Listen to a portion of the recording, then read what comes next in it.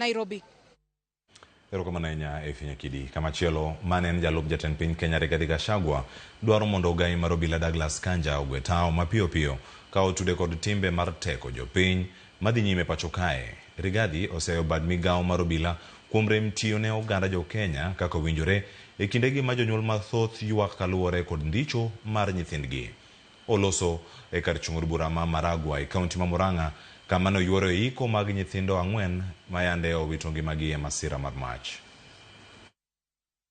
Kitengo imekuwa pale, a special unit outside the command of the Inspector General. Kazi yao ni kushika vijana, kuteka hao nyara.